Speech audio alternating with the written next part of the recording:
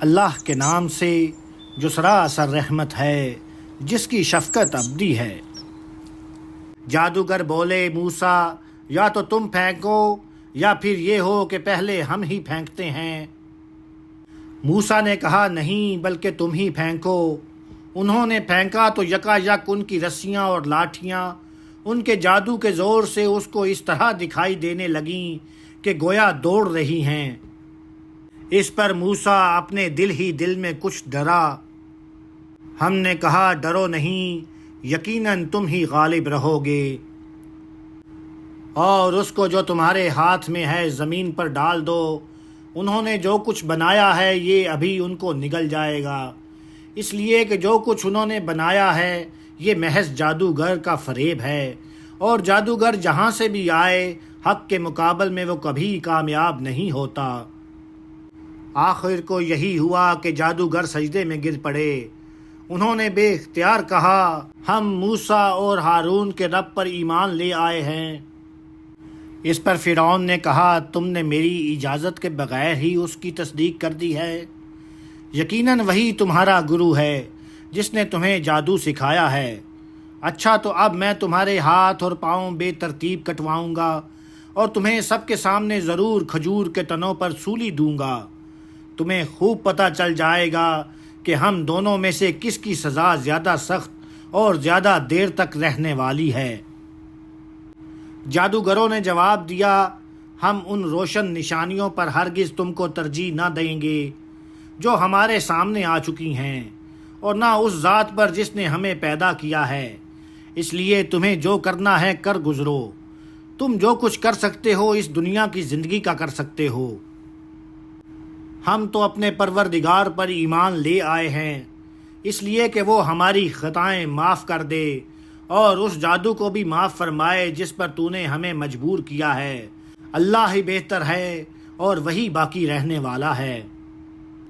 حقیقت یہ ہے کہ جو شخص بھی مجرم بن کر اپنے پروردگار کے سامنے حاضر ہوگا اس کے لیے جہنم ہے، وہ اس میں نہ مرے گا نہ جیے گا۔ اس کے برخلاف جو مومن ہو کر اس کے حضور آئیں گے، جنہوں نے نیک عمل کیے ہوں گے، تو یہی لوگ ہیں جن کے لیے اونچے درجے ہیں، ہمیشہ رہنے والے باغ جن کے نیچے نہریں بہتی ہوں گی، ان میں وہ ہمیشہ رہیں گے، اور یہ صلہ ہے ان کا جو پاکیزگی اختیار کریں۔ اس کے بعد کچھ عرصہ گزرا، یہاں تک کہ حجت پوری ہو گئی۔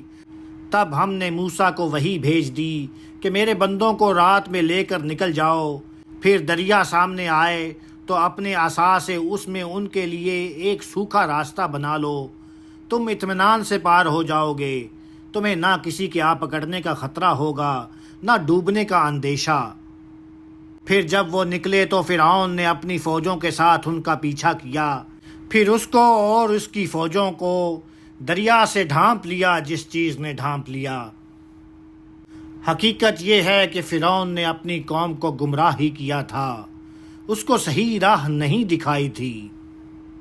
اے بنی اسرائیل، ہم نے اس طرح تمہارے اس دشمن سے تم کو نجات دی تھی اور تم سے طور کے مقدس کنارے کا وعدہ ٹھہرایا اور تم پر من و سلوہ اتارا تھا، اس ہدایت کے ساتھ کہ ہماری دی ہوئی پاکیزہ چیزیں کھاؤ اور ان کے معاملے میں سرکشی نہ کرو کہ تم پر میرا غضب نازل ہو جائے، اور یاد رکھو کہ جس پر میرا غضب نازل ہوا وہ پھر گر کے رہا۔ البتہ جو توبہ کریں اور ایمان لائیں اور اچھے عمل کریں پھر ہدایت پر رہیں تو ان کے لیے میں بہت زیادہ بخشنے والا ہوں۔ پھر ہوا یہ کہ موسیٰ اس وعدے کے لیے وقت سے پہلے ہی پہنچ گیا۔ فرمایا، یہ اپنی قوم کو چھوڑ کر تم جلدی کیوں چلے آئے ہو موسیٰ؟ اس نے عرض کیا، وہ لوگ بھی میرے پیچھے ہی ہیں، اور پروردگار میں تیری خوشنودی کے لیے تیرے حضور جلدی چلا آیا ہوں۔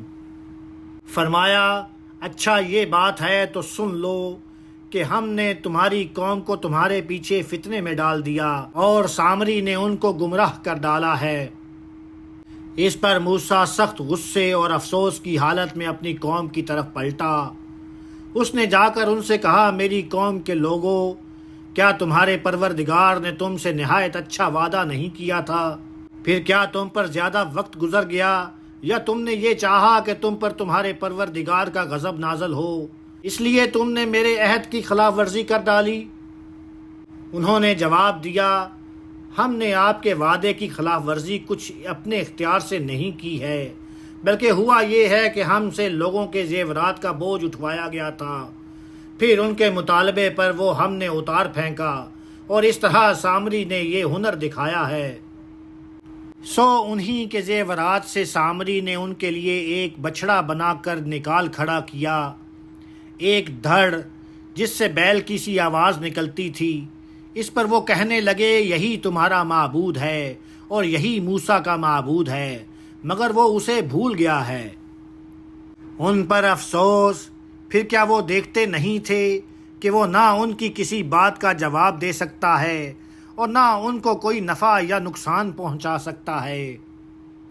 ہارون اس سے پہلے ہی ان سے کہہ چکا تھا کہ میری قوم کے لوگوں، تم اس بچھڑے کے ذریعے سے فتنے میں ڈال دیے گئے ہو۔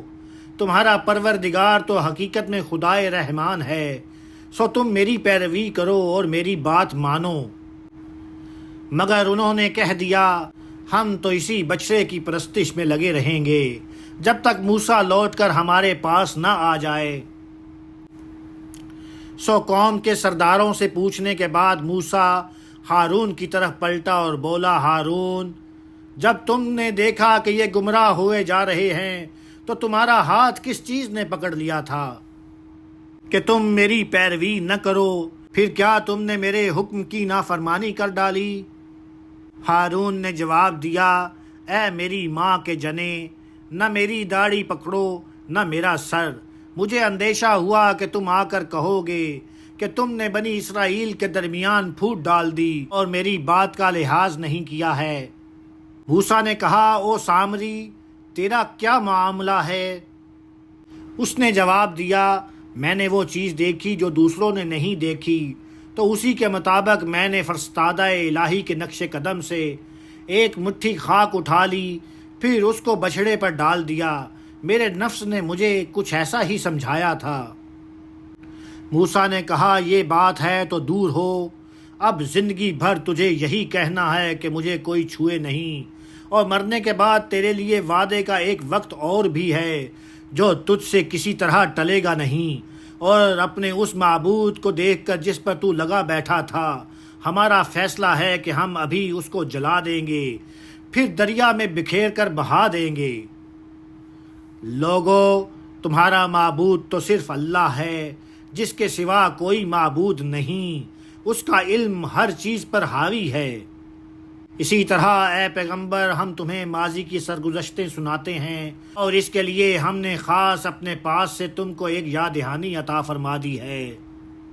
جو اس سے منہ موڑیں گے وہ قیامت کے دن ایک بھاری بوجھ اٹھائیں گے اور ہمیشہ اسی کے وبال میں رہیں گے، اور قیامت کے دن وہ ان کے لیے بہت برا بوجھ ہوگا۔ جس دن سور پھونکا جائے گا اور مجرموں کو ہم اس دن اس حال میں اکٹھا کریں گے کہ خوف کے مارے ان کی آنکھیں نیلی پڑی ہوں گی۔ وہ چپکے چپکے آپس میں کہتے ہوں گے کہ تم دنیا میں مشکل سے 10 دن رہے ہوگے۔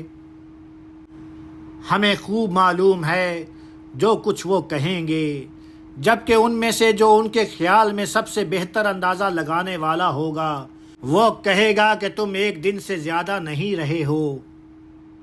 وہ تم سے پہاڑوں کے بارے میں پوچھتے ہیں کہ اس دن ان کا کیا بنے گا، تو کہو تیرا رب ان کو دھول بنا کر اڑا دے گا، زمین کو چٹیل میدان بنا کر چھوڑے گا کہ تم اس میں کوئی موڑ اور کوئی ٹیلا نہ دیکھو گے۔ اس دن سب پکارنے والے کے پیچھے چل پڑیں گے، اس سے ذرا ادھر ادھر نہ ہو سکیں گے، اور تمام آوازیں خدائے رحمان کے آگے پست ہو جائیں گی، سو تم ایک دبی دبی سرگوشی کے سوا کچھ نہ سنو گے۔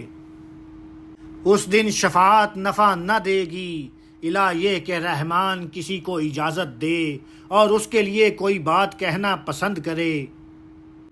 اس لیے کہ وہ ان کے آگے اور پیچھے جو کچھ ہے اس کو جانتا ہے اور ان کا علم اس کا احاطہ نہیں کر سکتا۔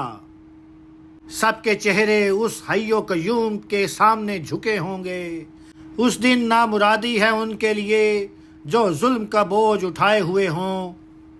اس کے برخلاف جو نیک عمل کرے گا اور اس کے ساتھ ایمان بھی رکھتا ہوگا، اس کو البتہ اس دن کسی زیادتی اور کسی حق تلفی کا اندیشہ نہ ہوگا۔ ہم نے اے پیغمبر اس یاد دہانی کو اسی طرح عربی قرآن کی صورت میں اتارا ہے اور اس میں اپنی وعید طرح طرح سے بیان کر دی ہے تاکہ یہ لوگ خدا کے غضب سے بچیں یا ان کے اندر وہ کچھ سوچ پیدا کر دے۔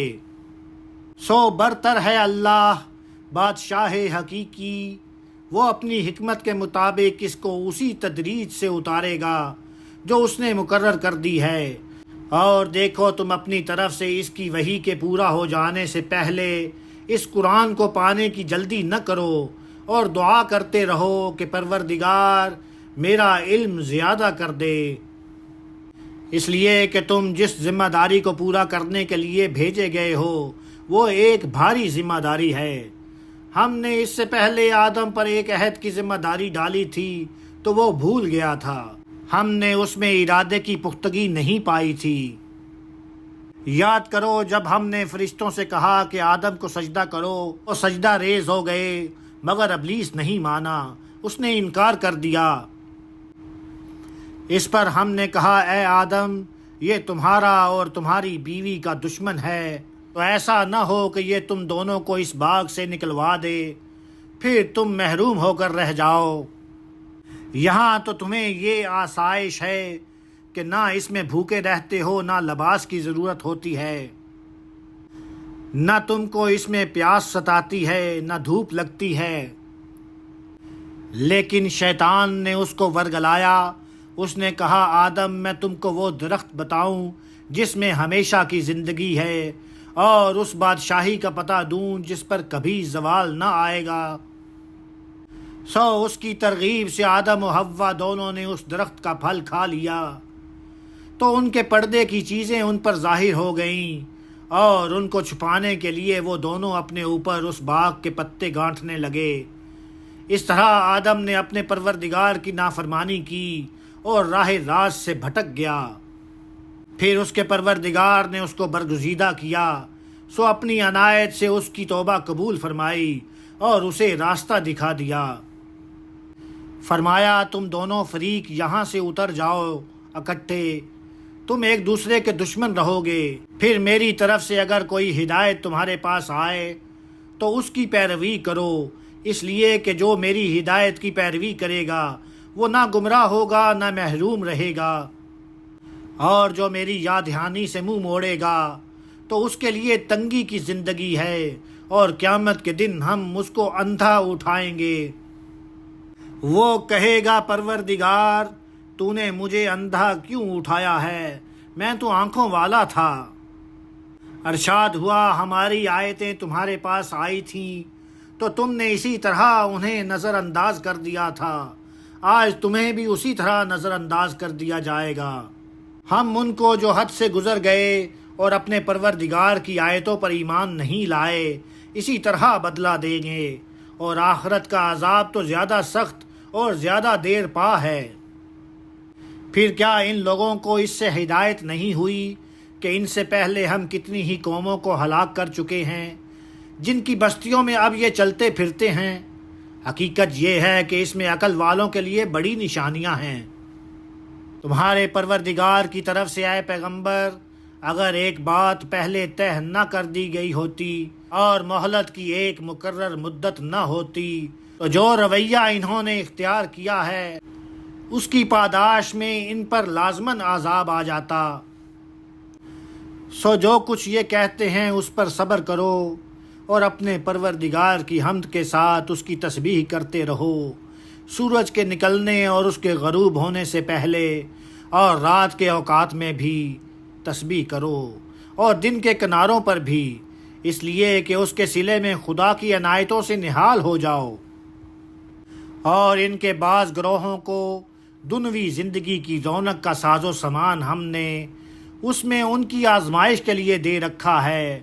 اس کی طرف آنکھ اٹھا کر بھی نہ دیکھو، اور یاد رکھو تمہارے پروردگار کا رزق ہی بہتر ہے اور وہی باقی رہنے والا ہے۔ تم اپنے لوگوں کو نماز کی تلقین کرو اور خود بھی اس کے پابند رہو۔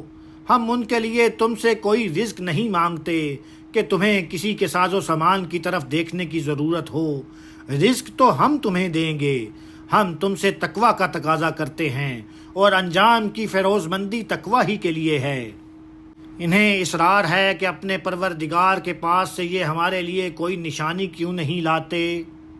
کیا ان کے پاس اگلے صحیفوں میں جو کچھ ہے اس کی گواہی نہیں پہنچی؟ اگر ہم ان کو اس سے پہلے ہی کسی عذاب سے ہلاک کر دیتے تو یہ کہتے کہ پروردگار تو نے ہمارے پاس کوئی رسول کیوں نہ بھیجا کہ ذلیل و رسوا ہونے سے پہلے ہم تیری آیتوں کی پیروی اختیار کر لیتے۔ ان سے کہو کہ ہر ایک منتظر ہے، تو تم بھی انتظار کرو۔ پھر ان قریب جان لو گے کہ کون سیدھی راہ پر چلنے والا ہے اور کون برسرے غلط ہے، اور کون منزل تک پہنچا اور کون راہ سے بھٹک گیا ہے۔ استغفر اللہ ربی واتوب علیہ، استغفر اللہ ربی واتوب علیہ، استغفر اللہ ربی واتوب علیہ۔ الحمد للہ رب العالمین، آمین یا رب العالمین۔